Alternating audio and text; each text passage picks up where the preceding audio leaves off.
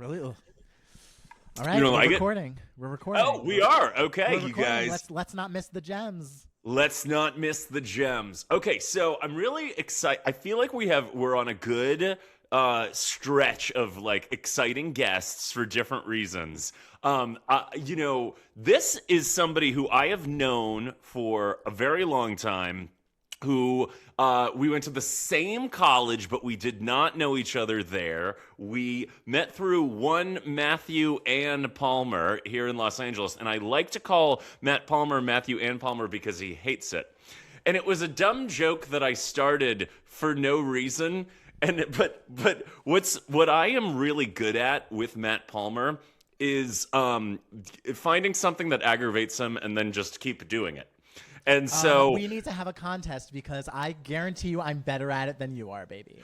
Well, okay, so let me introduce you and then we'll get into it so what was crazy was you guys remember last week on the podcast we had Matthew Bridges, and he was really fantastic. And I was like, just when you didn't think there could be more gay Matts. And it was in doing the podcast with Matty B that I was like, I haven't had Steele on? How is that possible? And then I realized, too, that, like, you and I usually do Two Gay Mats when you are busy. I fill in for you. So you and I were sort of like, whether it was through college or, like, passing ships, and yet I have been watching your all of your fantastic creative successes. You came to the taping of my special. We have been mutually supportive and admirative of each other, but I would like to hard launch our friendship because I feel like Matt Palmer has been looming too large in our lives as he's been between us, and I think this is our time. Ladies and gentlemen, welcome. You've waited long enough. Welcome to the podcast, my favorite Matt Steele. And, quite frankly, the people have gotten bored with the Matt Palmer relationship with you and the Matt Palmer relationship with me. People are aching to see the Matt and Rory relationship that is truly the one to behold. Well, when I do Two Gay Mats, it is intimidating because, first of all, I'm not used to the live feedback of hearing how people feel about what I'm saying as it's happening. And so it was really funny. I don't know if you knew this happened last time, but I was like, at the beginning, everyone was like, oh my God, Rory's so nice. Oh my God, Rory's so fun. Oh, Rory's so funny. And then I had one bad take. And then everyone was like, Rory is shit takes. Oh, baby, don't worry. I watched. And it was a bad take. And, I'm glad you survived it. You learned your lesson. But you know what? I'm happy. This is why podcasts exist. It's so that people can go online and have argue their bad takes and express their points. Some people are better at expressing their bad takes and giving the bullet point arguments in written form. Yes. I feel like I'm better at doing that. Because when you're in the moment and you're talking and you have to suddenly be articulate, but there's a live stream happening and someone has hit the record button, you're kind of just like and my words kind of get jumbled. But it's very true, and I think, and not to be an apologist for people who speak publicly, but then when you do it, it's very easy to do because sometimes people have a good take that they word horribly, or at least I did. Yes, completely. Yeah. So, but you know what? We forgive you. We love you, and you. Everyone knows you're a wonderful, loving human being. At least for right now. We'll see what bad takes you have in this podcast in the next hour or whatever. I think it's easier because on this show, I don't talk about things. I don't bring up topics. So one time I had Palmer on, and I brought up The Real Housewives that I didn't watch, and Palmer let out an exasperated sigh, and he said, it's really hard to talk about this with somebody who hasn't seen the show ever. And I was like, that is the perfect. I do appreciate I think his southernness, that he can politely express frustration in a way that in Boston we wouldn't. Now, you're from New Jersey. I would like to know, because I have told Palmer this before, you guys are starting to talk alike. It's like your styles are blending in what happens when I imagine I bet it's what happens to Aerosmith and these bands that are together for years. You guys obviously have a professional creative chemistry. I would like to know how you would describe the two gay Matts chemistry. Well, the reason why we started Two Gay Mats was because I was the Matt who was into musical theater, who was into movies and stuff like that, and I just kind of like go through life in a slightly different outlook, I guess. I would say we're both goofy in our own ways, but just like different ways that are ways that are different from each other. And Matt Palmer was the gay Matt who was, very into music. He's a songwriter.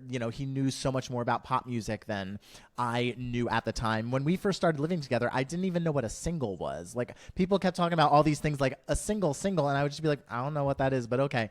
And so we started Two Gay Mats back in 2013 so that we could sort of educate each other about our respective interests and have those sort of like arguments online in front of people so that they could watch and enjoy. Because when we were living together at the time, people would always just enjoy listening to us scream at each other about the most random topics, the most like low stakes topics. And so people were like, you need to put this on YouTube. And so that's what we did. And so now that we've like taught each other enough about our respective interests, like when it comes to music, like pop music, I am now like looking for the things that Matt Palmer is looking for. And we do still have different opinions about various different things, but still like there are, things in pop music that I have grown to appreciate. And like when they come out now, I know to appreciate because it's like, oh, this, checks these boxes that, Matt Palmer has educated me on. And he knows how to do that with like movies and musicals and stuff like that. So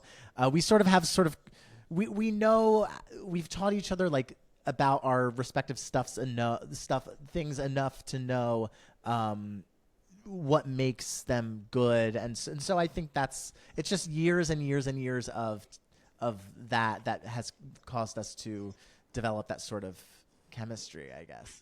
That was such a beautiful sell for the show, and I think that is absolutely a great assessment. And what's really fun is I was on a podcast a few weeks ago called The Tangle, and I was bringing up something that Palmer had said to me, and I was like, oh, do you know the Two Gay Mats? And the podcast host was like, oh, yeah, I watch them react to stuff all the time. And I was like, oh, yeah. And it's like there is sort of, because we are of a similar age and sort of coming up at the same time together, I feel like really proud of you guys. And I feel like it's one of my favorite things about getting older and of course, Palmer's so much older than us. We are the same age, of course. I'm just praying he makes it another year. Yeah, we'll have to be responsible for his long-term care. But I want to give you a compliment right now. First of all, your hair looks great, but second of all, sometimes Thank you. When you look at people who are our exact same age, some people I'm like, yikes. When you're one of the people that I'm like, yeah, that's right. We're the same age. Yeah, that's right. Yeah. We are the same age. That's right. Yeah. Okay. I mean, I'll take that as a compliment. Sure. I was actually like, I'm looking at my hair and I'm just like, oh, I don't like how it's like clumping together in this section. I'm the most critical person of my hair you'll ever meet. So I appreciate that compliment.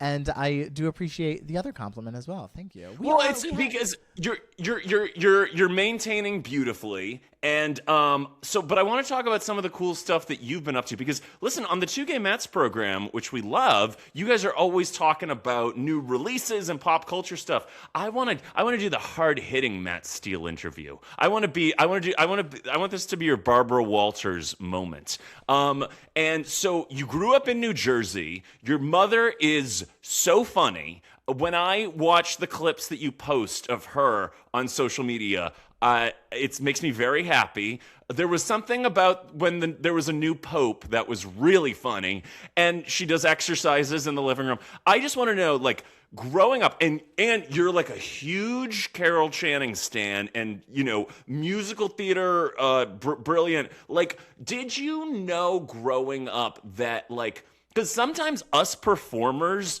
it starts from having other characters in the family where you're like, do they know how funny they are? And it's sort of like doing impressions or stuff like that. Like,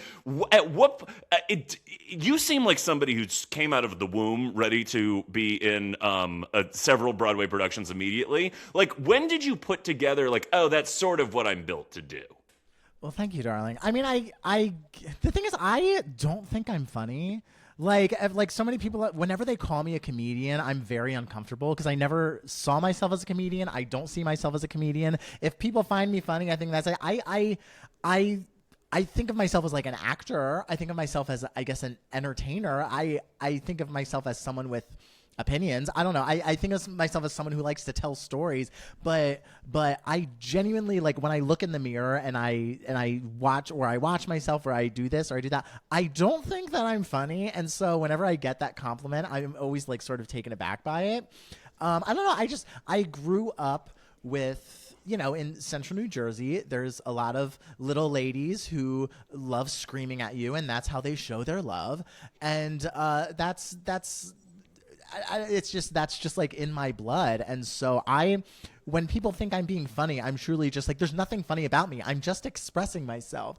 And it's very funny. Like, when I went to school for musical theater and all that nonsense. And so then after, I graduated college, I mean, I had done, theater all my life and all that. But after I graduated college, I was very much like, okay, like I need to venture into like more dramatic shit, and so I would take like workshops with casting directors where I would have these dramatic scenes and everything, and I would get the same note every single time in like these workshops and classes and everything. They would always go, "Wow, you really found the humor in the scene," and I would be like, I was trying to be as dramatic as I possibly could. I was trying to be as nuanced and stoic and still as I possibly could be. And they were like, "God, yeah, you were just just like you were so expressive." And I was like, "This was me toned down, motherfucker." So like I guess I'm just like on a different wavelength occasionally from other people, but yeah, I think that is actually, well, that's something that happens a lot. Like, I think of my artist friends in LA, a lot of us started out in one intention, and then like you sort of like, there's such an art to know it. Like, there's what you want to be good at, and then there's what you're good at. And I'm not saying you're not good at all of it, but like for me, I had a lot of heavy teenage feelings, and there was songwriting, and there were feelings, and there was heartbreak, and all these things.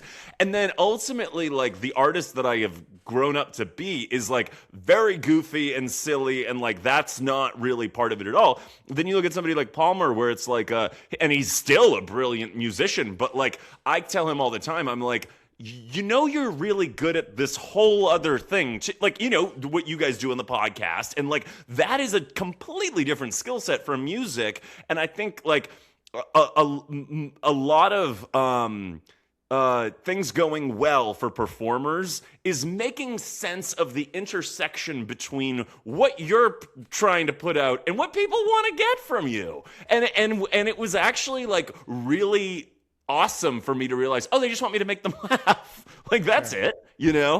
Sure. Yeah, and you realize like at a point, like, oh, you like people like, the more I'm just like, I don't think about something and I just do it, the more people tend to enjoy it. I always find that like when I audition for comedy, I feel like I don't do as well as I feel like I could. I mean, people tell me I do a good job, X, Y, Z, and everything, but I always kind of look at myself and I'm just like, oh, I feel like I'm trying to be funny when there's that pressure to be funny. But when people are just like, oh no, just like go up there and do something that I would find very neutral, people that's when I tend to find that I am at my funniest, because there's not that pressure to try to make people laugh. Like I hats off to y'all who like do stand up and all that, because the pressure of like, I'm going into this thing with this goal of making people laugh is something that I really don't like. When I'm like, oh, I'm going to go into something with a goal of telling a story or like getting my point across or something, that to me is much, or like the goal is just playing this role, playing the scene, playing the character. That to me is much less pressure than, oh, the goal is to hear laughter come out of people's mouths. Well, that is, and you are correct as a performer to understand that is a very big difference. And I was actually just listening to Gene Smart and Julia Louis-Dreyfus talk about, because Gene Smart plays a comedian on Hacks, and they were just talking about the difference between theater acting and doing stand-up. And of course, like, you're reminded much sooner if you're doing stand-up if it's not hitting, because again, you need to play the audience like an instrument. But I have because that's what I do. I have more respect for the thing that I don't know how to do, which is the theater acting. And so it's interesting to hear you say, okay, so I want to ask you about a couple of different experiences. Now, your movie Devos, that was like a comedy, right? Like you were going for the laughs in that. Well, here's the thing. To me, Devos is a war movie. Like, that is like 1917. That is Saving Private Ryan. Like, that, the stakes in Devos are so high. For me, well, here, Devos, it's about bitchy boys in their high school musical. It's basically for those old folk out there who know the old classic films, like, All About Eve, the movie All About Eve. Of course. Yeah, I mean, I'm not old, but I do know about it, yes. You do, well, Matt Palmer knows because he's old. But it's basically just like a bunch of actresses being terrible to each other. And so it's basically that, but set in modern day, and it's about boys in their high school musical as opposed to women. And so to me, that movie's deadly serious. But it is in the comedy genre, I would say. I think maybe we're hitting on why where you were like, I'm not kidding, and people were like, oh, you're so funny. I mean, I think that's actually something that me and Matt Palmer have in common, which is, no, we're actually, like, we're so passionate about a stance that it's funny to other people, but we're fucking not playing around. And I think there's something there. Oh, yeah, absolutely. Like, people find, like, my passion funny, I guess, and how animated I get. And I think that's why people find gay people funny, is because, like, we have such hard stances about anything, and so just, like, our passion and our excitement or our anger or our fury or just our emotion is because people aren't used to seeing very, very strong emotions come from men, especially about, like, topics that are very low stakes, And well, so except for I grew up listening to a lot of sports radio because that's what my dad had on in the car as you could imagine, in Boston, it's the most intense emotions ever. But here's something that Palmer said to me once a few years ago that I loved. Like, I think that Palmer's really good about being like, yeah, what I say might upset people. And Palmer was like, and then you just got to get right back in there and keep going. And I actually think people would be surprised to know this. I care. I don't really like upsetting people. I'm going to say what I'm going to say regardless, but I don't enjoy the feeling of people disagreeing. But I think that there is something, you're so right. Like, there's something really specific about strong opinions about shit that's really, like, not life or death. That's super fun. But to me, the Oscars are life and death. Yes. Like, the Oscar race for Best Supporting Actress is the most high stakes thing that happens every single year. Now, you care about that more than Best Lead Actress. You're supporting specifically. I do. There's nothing better to me than a lady who can just swoop in for 10 minutes and steal the show and then just walk right out and be the most memorable thing about a story. Well, it's funny that you say that because I always remember back when it was Twitter, a tweet that my super straight brother sent me, which was it was essentially the gist was, when every gay man is 13 years old, he is assigned a woman working in entertainment who he is to defend with everything he has, even if it means his only downfall. And you're nodding at me right now like, but of course. And if not just one, I think I have 10 at least. Who was your first? Okay, so this is the hard-hitting Matt Steele interview.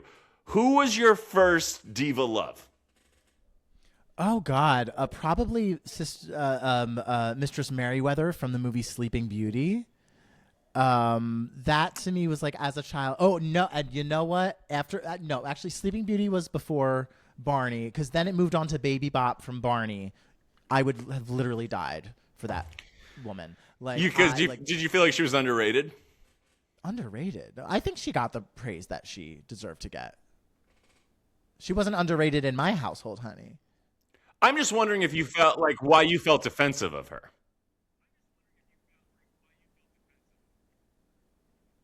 Because you're implying that people like didn't like her or something. And no, everyone loved Baby Bop. Sorry, there was a little lag there, but no, what I was saying was like sometimes like so Palmer knows this. Like I became a huge fan of Mariah when people were turning on her because I felt like I had to protect her, which I feel like is a lot of gay people's motivation. But I think you were just saying she's the real star of the Barneyverse. Oh. I all the person needs to be is a star for me to stand. I mean, then, you know, as I like got older and cared more about my own performing and my own acting, like how I saw myself as a performer, then it was just, oh, well, Carol Channing is the greatest who's ever lived. Like, I want to emulate every single thing that I possibly can about her ever. And so that's when it's like my stamp of, and that was around like my early teenage years. And so that was when I got my, like, that's when they stamped my passport. That's with that Carol Channing is my number one. Tell the people who don't know or might be too young the magic of Carol Channing, if you can. Well, you're never too young for Carol Channing, so. No, just if they might not have like been exposed yet. I'll call them uncultured. Don't give the excuse that they're too young. There's blame to be had if you don't know Carol Channing. Okay. I mean, she is the first lady of the American musical comedy. The thing with Carol Channing is that there is no one like her, and there will never ever be anyone else like her. That's true. Now that she is gone, like everything is just so distinctly her, and it cannot be duplicated. And everything just it's truly just like how I feel about performing. Like, it's just like when she is on stage doing whatever she's doing, whether she's doing an impression, whether she's doing a role, whether she's just performing as herself, there's always it's always like her soul is pouring out of her unapologetically. It's like she's grabbing the entire audience and wrapping them up in her arms. And the thing that I love about her is, you know, she is an actress. She plays all these different characters and everything, and so she's able to do like. When she was younger, she did a lot of like impressions in her comedy and everything. But there was always, it was always like that other person and her. Like, she was always there was always some semblance of her in every single thing that she did. And it just goes to show that, like, when you're a performer, like, you are enough. Like, you don't need to add anything else to it. Like, who you are is interesting enough. And she just epitomizes that, in my opinion. That was honestly beautiful. And honestly, I have one more thing to add. She's sorry, you're frozen. No, you're good. I can hear you. Are you back? Okay. And she was also just the perfect blend of messy while perfectly polished, you know? Like, you could tell that everything she was doing was perfectly rehearsed, perfectly timed, and so much thought was put into it, but there's still like this sense of like frazzled messiness about her that's so beautiful. And so yeah, I love it. That's really beautiful. You know, I have to say about that, there's like, I see that in the way that you perform. And I think that there's something that I think you're hitting on about why gay men gravitate towards these types of female performers. This, like, your eccentricities are your superpower. Like, Mariah's work got interesting to me when it was more her personality. And Lisa Kudrow and the comeback and just like these nuances. And yes, what you're saying, but you're also talking about like self-acceptance for a lot of like, whether it's, you know, performers of any gender or sexuality, but like you go through a point where you're like, oh, I have to either go all in on this or not, you know, and it's a beautiful decision to make. But then when you have these influences who you're like, oh wait, that's what makes them so amazing. And I think like Carol, you know, it was through you and what you would post about her that like I like got a better education on her. And I was like, oh God, like nobody like that, you know. And to have a career where you get to live that long and make that much stuff, and then nobody is. There's no comparison. I mean, I can absolutely see why that was influential for you, but I have to say about you, both you and Palmer, like, you guys, do you feel like you dealt with the self-acceptance stuff pretty early? Because since I've known you or been aware of you, you've been all good on that. And it takes some people a long time. Yeah, I have to say I was very, I don't know, I'm very like thankful that when I like, you know, was growing up, you know, in New Jersey, that I was surrounded by, you know, so many people who celebrated my eccentricities and celebrated my quirks as opposed to trying to like stifle them. It to go along with like, you are your best when you are the most yourself, like in performing. I think that goes with life as well. Like, I remember being in, I don't know, middle school, and, you know, middle school, it was like the early 2000s, and you know, there were like the boys, they were trying to like be cool, be super tough, lowering their voices and saying phrases that they thought were cool and everything. And I was like, oh, let me try to like do some of that, because like that's what they're doing. And I saw that the second I tried to emulate whatever that was, no one found me funny anymore. Like, no one found me charming. No one found me entertaining. I wasn't getting the same attention that I got from just like doing my own thing and being myself and being like, so I was always like, oh, well, this fucking sucks. I'm not doing this. And so I was just, that's amazing. That's such an important lesson to learn so young. Yeah, it's, and I guess it's sort of like a self-involved reason to have that sort of self-acceptance and love, because I was just like, oh, well, I'm not getting the same attention I used to get. Well, but you know, we are performers. You know, I don't know if you know this part of my story, but like, I was in middle school, I had this like super straight bro friend group, and they were all skaters. And the first sign that it wasn't going to work was that I didn't skateboard. So not okay. So I'm not doing the activity. It's not just that the sexuality are deviating, but it's also like I don't even do the thing that they're doing. But I felt like and so freshman year of high school, I was formally asked to leave the lunch table and social group, which is a crazy thing to like. It is funny that like it got to the point of somebody being like, "Why are you still sitting here?" And I was like, "Oh, is that time to go?" But they gave you like a letter, like what did they give you? What's it called when you get fired from your job? And a pink slip, right, or something like I don't know if I didn't. I wasn't working in a factory. Did you get a severance package?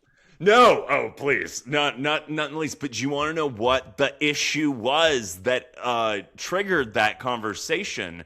Was that I had gotten dismissed from school early to buy the Mariah Carey Charm Bracelet album the day that it came out.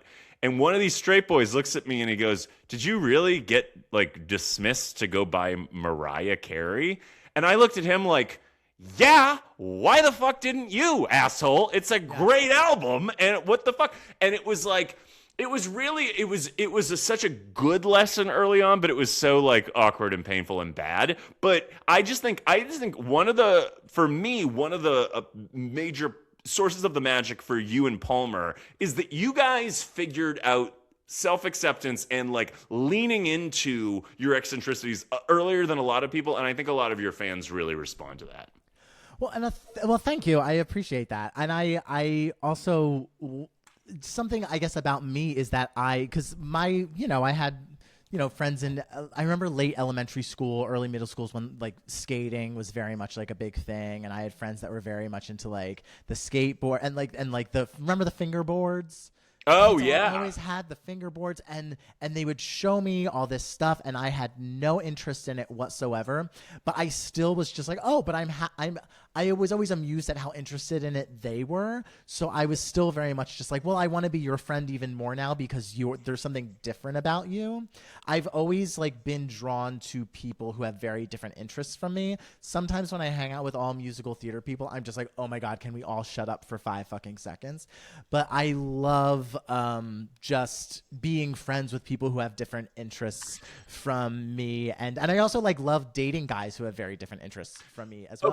Okay, two topics I really wanted to ask you about, which was, I remember vividly, because I grew up in an extremely white, homogenous suburb of Boston in the 90s and early 2000s, where I remember vividly getting to NYU, and I remember being at like a party situation. It wasn't like a cool party, but it was a party situation. And I remember being like, oh my God, I'm the only white person here. And I remember being so relieved by that. Like, oh my God, like it's look at this. We have like I'm actually in like a situation that's like properly represented by other different groups. So I absolutely relate to you on that. But also, I did want to get into your dating life, because it's not something you talk about on Two Gay Matts a lot.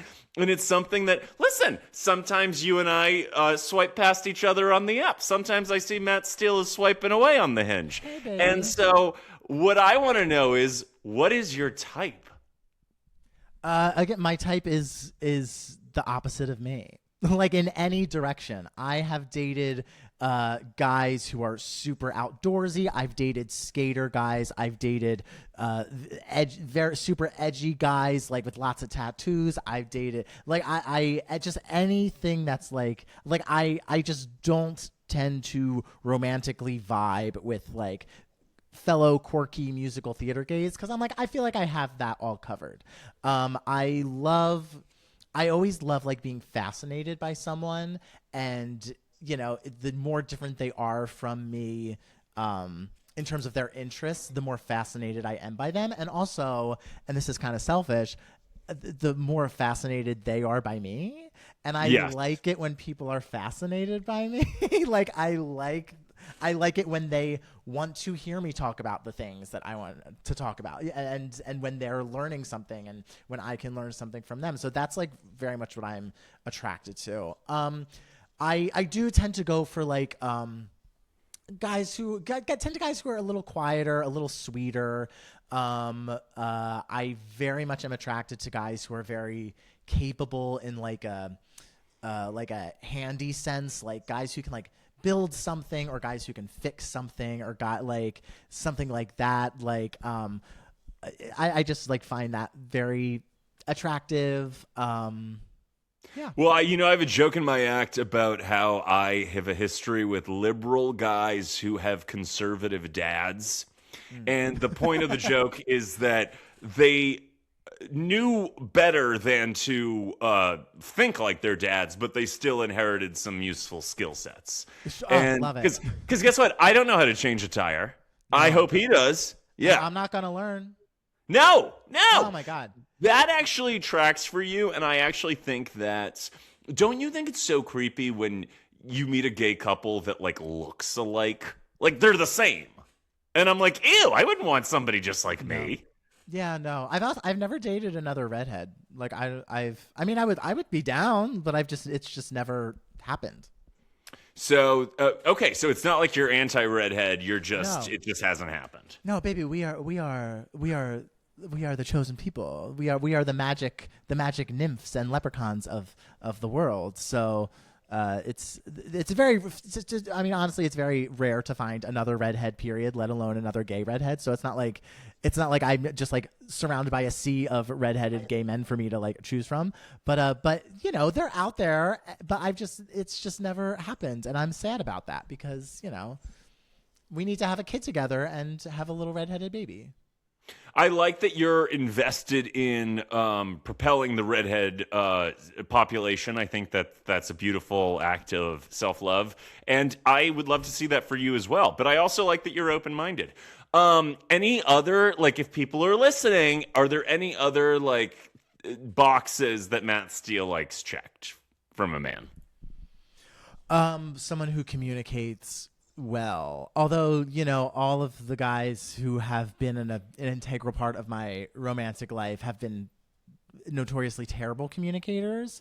That's just something that now, as I'm older, I'm just like, I have no patience or tolerance for this. It's like, if you have something that's on your mind, you need to tell me. I don't like, it doesn't matter if it hurts me, you think it's going to hurt my feelings, like, you need to communicate, like you simply must. Because when I'm dating you, I hurl out every thought that is in my brain. Like, it is 2 a.m, we're in bed, and I'm just like, so anyway, like, here are the reasons why Thanksgiving sucks, and here are the reasons why like, here are the reasons why I hate sugar cookies, and here are the reasons why the blah blah blah blah blah. And he has to be like, it's time to go to bed, and I'll be like, okay, good night. Like, so I think we might have this in common, Matt Steele, which is that I think it takes a specific type of man to be able to handle a big personality. And something that has come up over the years is that some people have attached to me, oh, Rory dates a lot of black guys. And I have made it very clear that, like, this isn't like me having a fetish or anything, any such thing. But it was on this podcast that a black woman who I'm friends with said, oh, that totally makes sense to me, because different expectations exist in different cultures. And what I learned, and this is a huge blanket statement, but I don't think it's offensive, is that black guys have a better tolerance for a big personality in a partner. Matt Palmer said this. He goes, white guys do scare easily. And I noticed, I was like, black guys are like, they'll look at a black guy and a white guy will look at the same thing I do, and the black guy will go, oh, that's cute. And the white guy will go, oh, God, too much, run for the hills. And so, like, I know that, you know, you can't, like, if the jokes I do, and this happens, like, as you might imagine, like, there are people who I don't even know are interested in me, and then they go and they see my comedy and they're like, oh, that's too much. And that's good for me to know, because if you can't handle those jokes, like, it's never going to work. You know what I mean? I need a guy that's like going to be like, oh, that's funny, and actually let me give you a tag for that. Like, that I have, like, I can give you like something to build off of. But sure. I mean, like, that's the thing is, I think there's actually a blessing in being a big personality, because you're like, oh, you have to have a minimum, like, they have to be able to take that and appreciate it. Yeah, I can see that. I mean, that's very astute and interesting, you know, to think about. Similarly to you, I find that I attract a lot of guys where I am the first guy they've ever dated. All the fucking time. That's my specialty. And I think it's because it's not just, you know, just because I have, you know, I'm very much a go-getter in terms of, like, if I meet someone, I will very much, you know, not hold anything back in terms of, like, when I'm talking to them and how I communicate with them and everything. Like, I'm very happy to bring my personality to them, and so I think that's sort of, they see that as sort of like they're, you know, inviting me in and into their lives, and I don't have to, like, but I feel like the reason why they tend to like me is because I'm a very unintimidating person. Like, I've been told that I'm very open, you know, to a lot of people and everything, and I'm very inviting and all that stuff. But also another reason is because I think I'm seen as very not sexually threatening, because there's a youthfulness to me, I guess, and everything. And so I think they see me as someone that's like, okay, he's not going to pressure me to do something more quickly than I would want to do it. He's not going to put that pressure on me. He's not going to, you know, and so I think that's maybe why I attract a lot of guys who. That is a really interesting analysis. I mean, I actually didn't know that we had this in common, but I'm really fascinated to talk about it, because I would imagine that we might be attracting, because I have a joke in my special about how, like, if a guy decides to experiment with his sexuality, I'm the first stop on the bus. I am the first place. And I think it has something to do with where and how I was raised, which was in a super hypermasculine, sports-centric environment. So I think, like, sometimes my communication style is familiar to them. So, like, for example, there's this guy who's in a rock band who I was the first guy he ever hooked up with, and this was in the last couple of months. And he was like, it was so interesting. I'm sure you've had this too, where you're watching them observe you, like you're watching them have the experience, Yes, right? yes, yes. And so he goes, he's like a he's like super inked up and pretty masculine dude, but he's looking at me. He's like, you're kind of more masculine than me. Like he's not expecting that to happen with a gay dude that he's hanging out with. And then as we're like I sort of, in hookup situations, I can be pretty like, I'm very happy to make the first several moves. And he looked up at me and he was like, you're kind of a bro. No offense. And it was such a funny thing to say because I was like, because there have been so many contexts where I've been too gay. And then for this straight man to be like, you're kind of not enough of that. And I was just like, it was so funny to get that feedback, but I wasn't offended by it. I actually thought it was funny. But like, yes, and also like, I have to say, I like if someone's gonna have their first like, oh, okay, I'm like getting out of my comfort zone and I'm trying something that's like new to me and kind of risky. And obviously, like, you and I grew up during a time where the homophobia was so thick. There are so many men our age who haven't allowed themselves to explore at all. So there is a part of me that's like, let me be a Sherpa of some kind. Let me make this a kind experience for you. Because so many times it's like, I mean, how many times have you hooked up with somebody and then they blocked you like right afterwards because they had a homophobia self-hate attack? I mean, I have. It's never been like a hookup thing for me. Like, but I have had guys that I've like dated, like gone on multiple dates with and everything, and like I'm the first guy I've ever dated, and then they have like a sort of panic situation, and then they completely are just like, I can never see you again, I can never talk to you again, and like that's very hurtful. But we get used to it. No, I'm pissed. No, you should know, but I guess like what's funny about your example is it was like a less slutty example than mine, but it's sort of like a. Well, the thing is, we attract. It's interesting because we both attract these different guys for slightly different reasons. But it does make me feel nice that like guys do tend to feel like that like they can feel comfortable around me. Like that does make me feel nice that. I have always operated in my sex and dating life under the assumption that there will be a documentary where everybody I've ever kissed is asked how they experienced me. Because I want every single person to say, maybe it didn't work out for various reasons, but he was respectful and he was sweet and he was kind. Like I take that very seriously, that even if I'm not fully feeling respected, I want to just treat everybody with that, because knowing that a lot of guys that we're interacting with have trauma this is like an intense thing, and having respect for that is nice. I think this is a nice way for us to transition into the show that you just did in New York. Okay. Messy White Gays, right? How is that a transition? Because we're talking about because we're talking about the realities of dating and sex in our lives in major cities where we're very lucky to have a lot of choices, but that's also a problem. So I didn't get to see the show while you were in it, but tell the people what that experience was like. I mean, it was great just because I moved to LA in 2012 to focus on screen work. And, after, spending my entire life doing theater, and, I did theater for the first couple of years when I was living in LA. But then, around like 2015, it was solely sort of just like focusing on screen work. And so this was the very first theater that I had done in 10 years. And so that was truly wonderful. It was also my first play that wasn't a musical, because I could not for the life of me get an audition for a straight play at all, ever, for the first 15 years of my goddamn like acting career. I guess I just like reek of musical theater.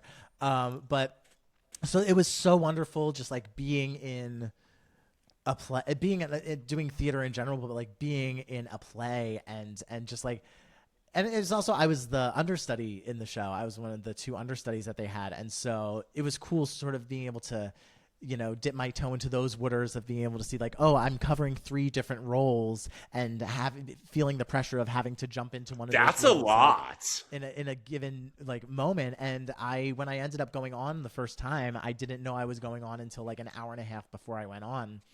And so, and I didn't have like any rehearsal. I had like sat and watched rehearsals, but I hadn't yet had a proper put in rehearsal where I truly like really like focus on like one role in costume on stage, like focusing on like the blocking and lines and everything. And so I was literally just like thrown into the show, and I did it. And no one died. Were there mistakes? Yeah, but like, I for having no rehearsal, I think I did a relatively decent job. And so it was nice knowing that like, oh, I can do that if need be. And so that was a nice skill to find out that I had.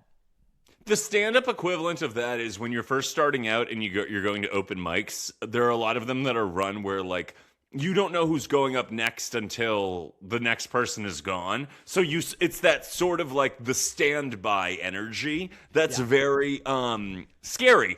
But it is the biggest inspiration of preparation. And like, I think for me at least, like my peace of mind comes from being over prepared. And I've had experiences on stage where I'm like, oh, like the worst thing when you're doing stand up is like when you don't know exactly the way into the next joke. Because if it's so built in, then you can just have fun and you can fuck around with the audience and you can riff and you can do all these things. If you don't, it's like this lingering anxiety. And what's hard is that you're always changing the material and you're also always changing the sequence. So, like you really have to over prepare to get to that point. And I had a show recently where I was like, I meant to just be fucking around. I meant for it to be loose. And I had one of those moments. And I had that, I wonder if you've had this as a performer too, where like you face the thing you're scared of, which for me is not knowing what my next joke is, and then you say, I've been doing this for a long time, I'm gonna be fine. And you lean into the discomfort of it, and that's what gets you out of it, because tensing up is what stops you from getting out of it. And then I had a longer show, a big headlining set a few days later, and it inspired me to over prepare, because I was like, oh yeah, I like that feeling.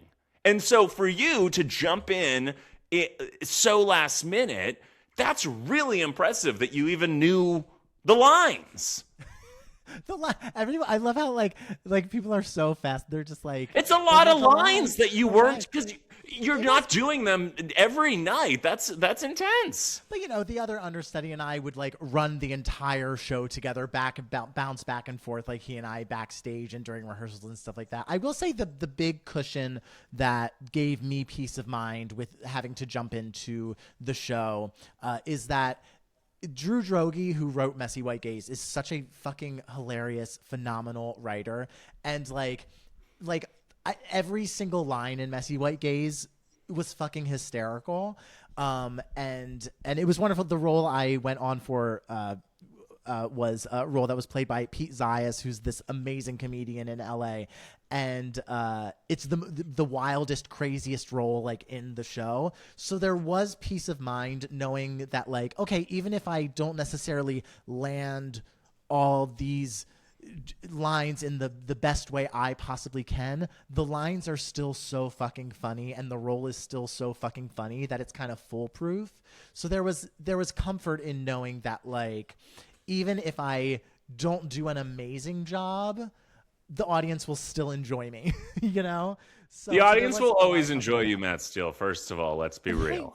Thank you. And also the thing is, it's very nice with the unpredictability of it all and having to go on in a moment's notice. Like it forces you to really, really pay attention when you're on that stage. Like, And, the actors always say the most important thing in acting is not the actual saying of the lines or anything. It's the listening to the other actors and noticing what's happening around you. And so my first time doing it on the stage, it was my first time being like physically acting with these people and with the lights and with everything and being in the scene. And so it really forced me to have to pay attention to everything that was going on, which made me very like in the moment every single time. So that's amazing. I love that for you. And I love that point that you made about listening, because I feel like my stand-up got so much better when I relaxed enough to be it's like sort of having your like little spidey feelers out for how the audience is responding to something.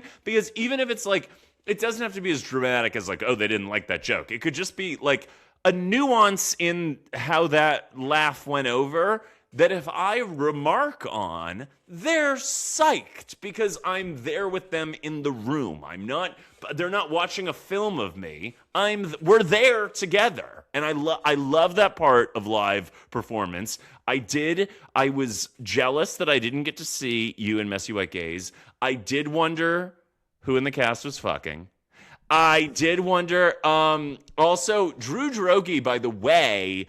So my most formative early relationship with my ex Daryl. When I first moved to LA, they were in the same circle. So I was exposed to Drew. Like I met Drew like very early when I got to LA, and it was just like he was presented to me as like, oh, that's like a very like a gay person in comedy who's like to watch, So when I knew that you were going to be in his show, I was like, oh, amazing. Tell me how it was to live in New York again for a few months. It was fucking great. It was great. Like, because, I'm from New Jersey. I lived in New York all throughout college. And then like a year after college. So I was in New York from like 2006 to 2011. And Same years. Oh, baby, look at us. We're twins.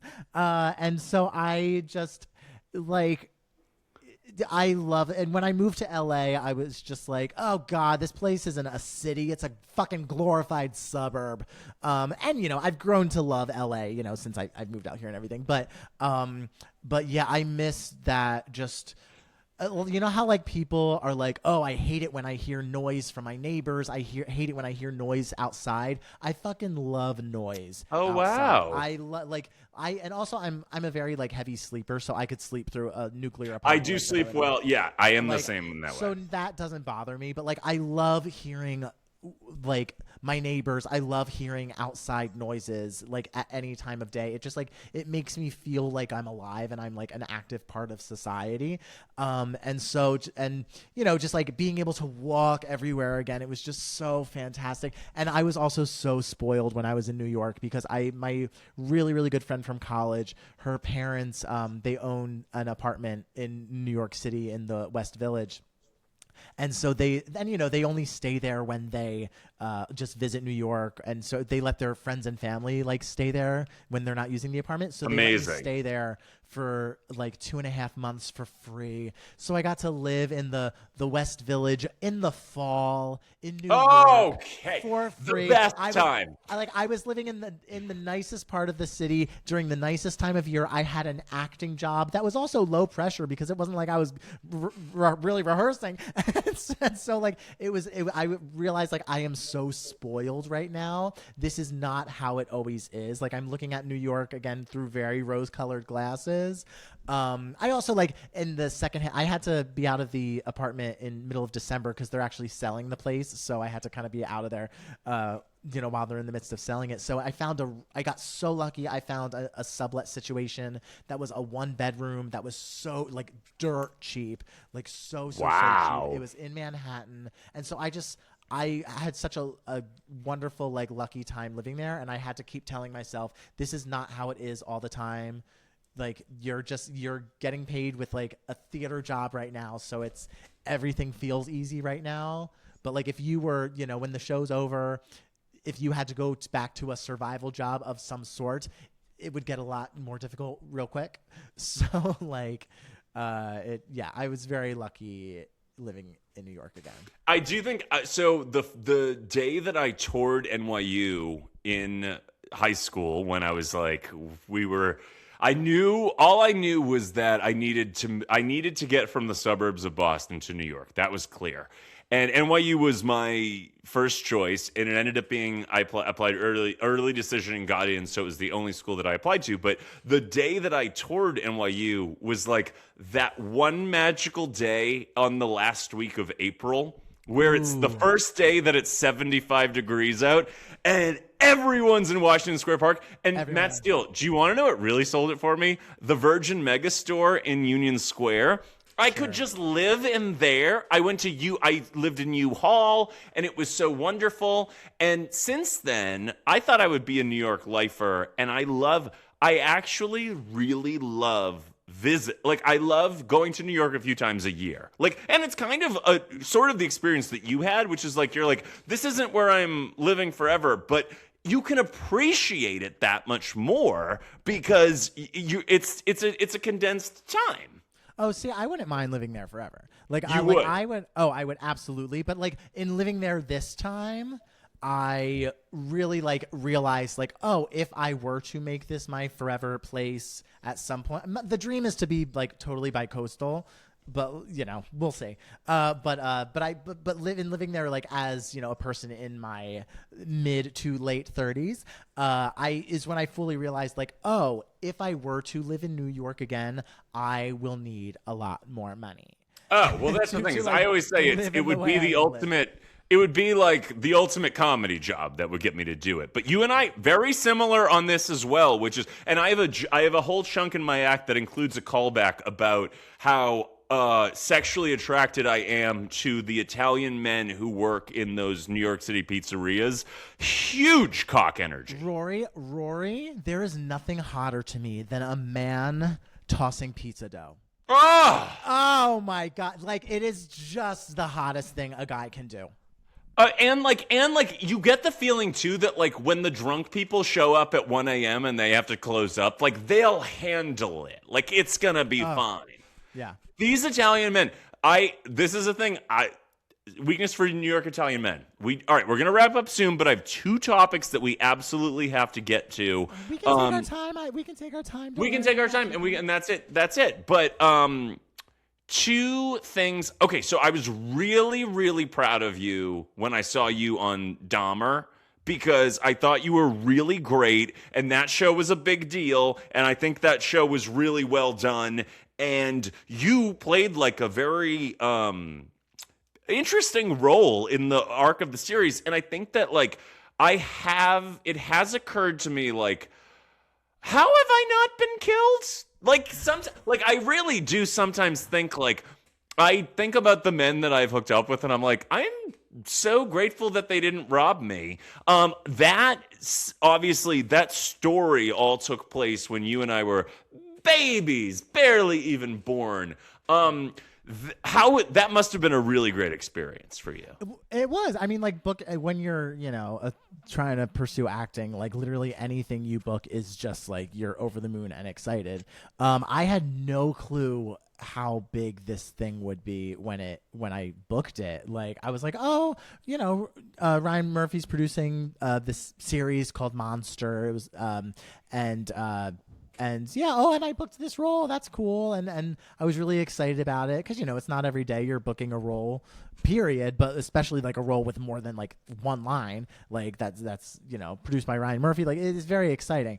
And so I shot it in the middle of 2021, and on set they were saying it's gonna come out February 2022, and I was only on set for it was the shortest I've ever been on a set for anything. Oh, wow. It was literally 5 hours I was on that set. They had me in and out. It was so effectively done and efficient. And so everyone was saying February 2022, and then February 2022 rolled around and it was oh, this doesn't happen. Okay, maybe it's canned. I don't know what's happening. And so I just kind of, even though it had big stars, Niecy Nash, Evan Peters, big stars. Yeah. And so I was kind of just okay, well, I'll see. I was anticipating it not coming out. And then in September of 2022, I saw Netflix posted a poster of it that was like, Dahmer's coming out next week. It's available to stream next week. And I was just like, oh, okay, cool. Like, hopefully my scene didn't get cut. And it came out, and it ended up being like the biggest thing. It was huge. It was huge. To a point where it's like it's not like I had a huge role. Like, I was in a 2.5-minute scene in one episode. And it got like, it was like, I was getting like message requests on Instagram and everything. And I'm just like, you realize I don't do much in this episode, guys. like, so it's just like crazy that many people. You deserve that. That's back pay, babe. Oh, look at this redheaded photographer. Oh, well, thank you. You were so good in it, and you were so. I just thought like real and grounded. I mean, this is the other thing too about getting older is that like when these opportunities do come, we're fucking ready, and you were great, and you get to like. Don't be too humble where it's like, yeah, that was a high profile thing that you have in your pocket. Another thing I want to bring up before we go is that. Hillary Clinton came to see Messy White Gays in New York. And what I love is that, like, one of the first things that happened after the 2016 election was that Hillary Clinton was embraced by the New York theater community. Because everybody knows all Hillary Clinton wants to do is go to a show in New York. That's all she wants to do. And well, she also wants to fix the entire world, and we didn't give her a chance. Yes. But you and I have very similar politics. I know this, and I love Hillary Clinton, and she is somebody who it actually pains me the way that our culture has treated Hillary Clinton and Kamala Harris, and it has caused me to behave in very insane ways, including after the 2024 election when I broke a mirror with my elbow. But the thing is that I know I can be toxically masked. How about that? I'm shaking. I know you're kind of turned on, but she came, and when I saw, there's those times where you're like, I wasn't like so I have dreams where I take a selfie with somebody who I've always wanted to have a picture with, and then in the dream, like, my phone's not working, and like it doesn't come out, and it's blurry or whatever, and so I have a very vivid dream from 2016 where I had a picture with Hillary Clinton that didn't come out, and I was sad about it. And when I saw your photo with Hillary Clinton, I was not jealous at all. I was like, that's right. That's right. That's who should be together. And I wanted her to feel your love and you to feel her love. And I thought, that's perfect. That must have been thrilling.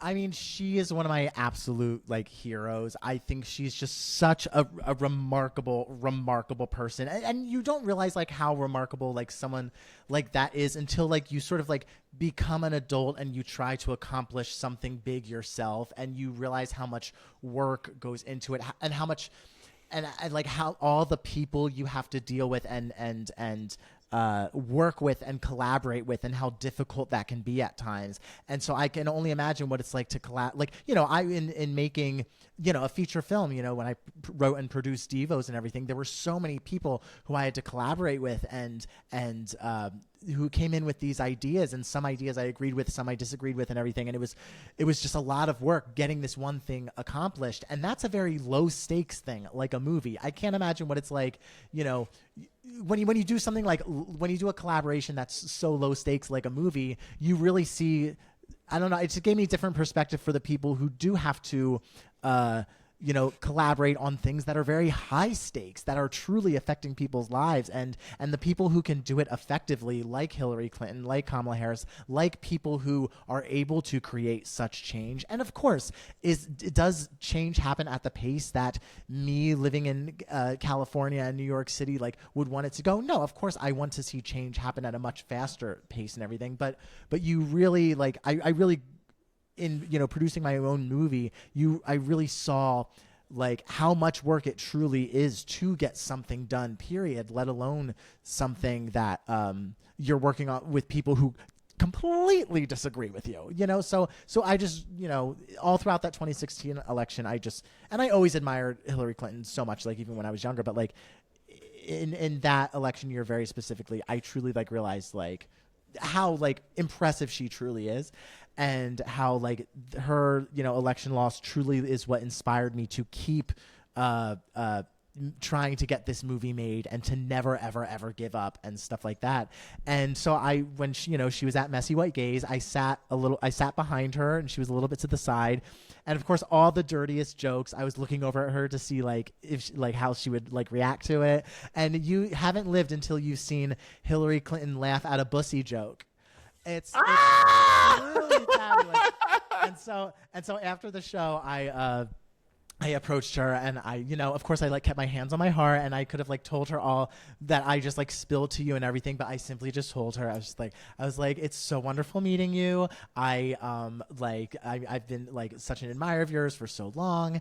And the other producers, they know Hillary Clinton well, because they have collaborated with her, because she produced the Broadway show Suffs with some of the producers on Messy White Gaze, and some of the producers worked for her campaign as well. So I when I got to meet her and everything, the producers were telling her I was like, oh, I'm an understudy in the show. And she asked me, she was like, oh, did you get to go on? And I was like, yeah, I went on a few times. And the producers were like, and by going on, he meant that he absolutely killed it every single time. And I was like, guys, thank you.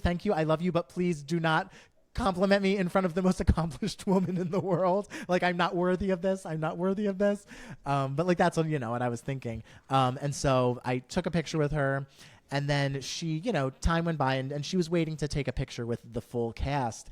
And, I was sitting there, in the audience waiting, and it was closing night, so there were a lot of people there to take pictures with the cast and everything. So it was Hillary Clinton's time to take a picture with the whole cast, and she took a picture with them. And I think the photographer said, oh, let's get a couple other people in the photo as well. And Secretary Hillary Clinton said, oh yeah, let's get some of the understudies in as well. And I was like, wait a minute, does Hillary Clinton want to take a picture with me? Is she actively asking to take another picture with me? That's how I interpreted it, baby. Oh my God. I love this story so much, because it's really who I think she is. You know what I mean? So that's cool. Who I thought she was. Yeah. So cool, so down to earth, so sweet. And she probably saw that I was the little gay who was the most excited to see her in that room. So she was like, let's get that little redhead in there. Let's get him in I there. mean, what more beautiful partnership than the bad bitches who lead and the gay men who support them? I mean, that's what we're here for. Sure. Absolutely. Yeah. I feel such protectiveness of her, and when I watched her just dive into the gay New York theater community after 2016, I was like, yes, that is where you are to go. That is where you will be loved. And then I see my friend Matt Steele buddying up with Hillary Clinton, and I'm like, it's all working out. We're all gonna be okay. We're all gonna be okay.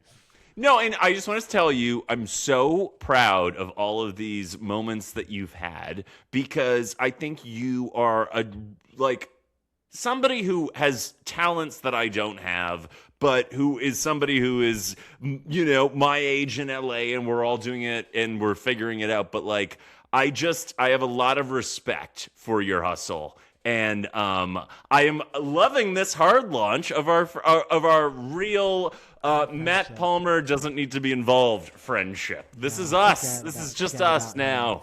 But thank you. I really appreciate it. And I'm so proud. I'm so proud of everything you do, because it takes. There are very few people I know who really put themselves out there as much as you do.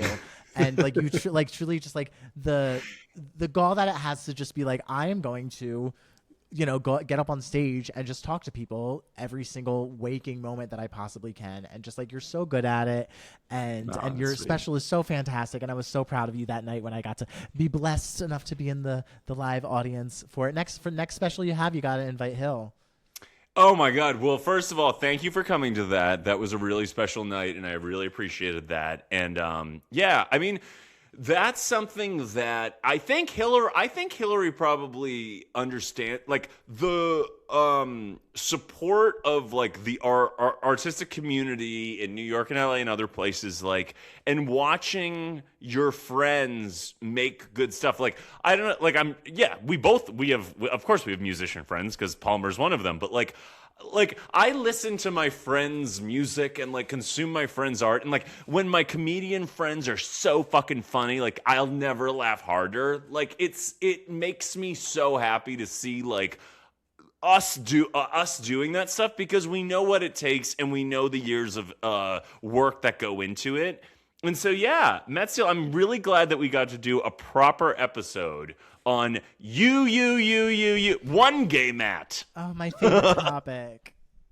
I love it because you had Matt had Matt Palmer several times. You had Matt Bridges last time, and so am I the Act 3 of the gay Matt trifecta? Listen, you know, as you well know, I've always adored you, and I will send clips of this to Palmer to taunt him about how you and I are now closer friends than he and I are. No, kidding, Matt Palmer. But Matt Steele, it's Matt Steele on Instagram, right? That's where we follow you? Yes. At It's Matt Steele. And Two Gay Mats comes out on Mondays, but we live stream on Sundays, right? Yeah, we sort of like changed things up a bit where we live stream for a little. We pre-record the podcast and then we like on Sundays, and then we live stream like later in the day on Sundays at 6:30 p.m. Pacific time, 9:30 p.m. Eastern time, and just to sort of like for like a half an hour talk to the people and then introduce the podcast that we had previously recorded. So yeah, but the podcast comes out on YouTube Sunday nights, but it comes out Monday mornings on like your podcatchers like Apple Podcasts and Spotify and all that fun stuff. Well, you know, I feel very lucky to be like when I go on podcasts and I'm like, oh yeah, you know the Two Gay Mats. I know the Two Gay Mats. Like, I just feel lucky to know you guys, and I'm so proud of you and what both of you are accomplishing. And until next week, you guys stay super excited.